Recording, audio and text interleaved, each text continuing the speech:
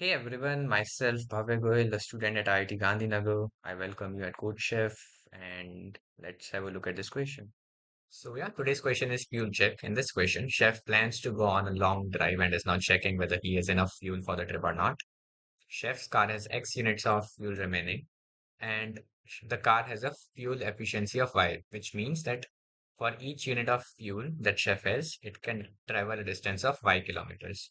So if chef has 2 units and the efficiency is 5, then chef can travel up till a distance of 10 kilometers. Now chef knows that the distance he needs to travel is exactly 100 kilometers, and we need to tell if chef has enough fuel for the trip or not. And the input will be given two integers representing the amount of fuel and the car's fuel efficiency respectively. In the output, we need to print yes if chef can travel 100 kilometers, otherwise no. Now we can print the yes and no in any possible case, which does not really matter. In the constraints, we are given that x comma y will lie in between 1 and 100.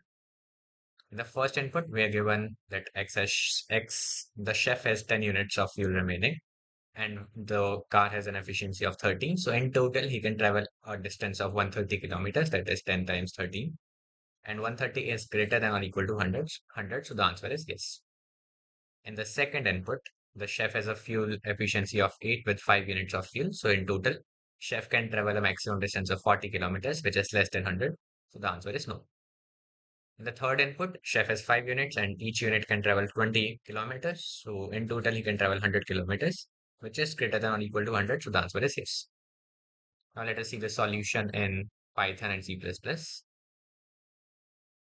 So in Python, we'll begin by taking in the input of x comma w, and this is how we are taking in the input. So what are we doing here exactly?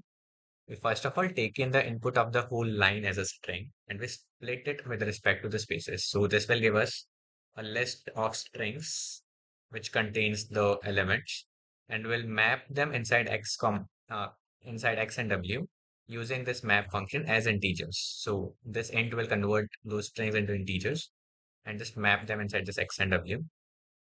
Now, if x into w is greater than or equal to 100, we'll print yes, otherwise we'll print no. Now, let's see the solution in C++. So, we'll begin by taking an input of x comma w.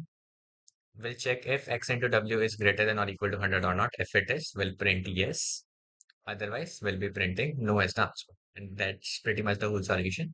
The time complexity is constant because we're just doing some 4-5 number of operations. And yeah, that's it for this video. I hope you liked it. Thanks. Bye.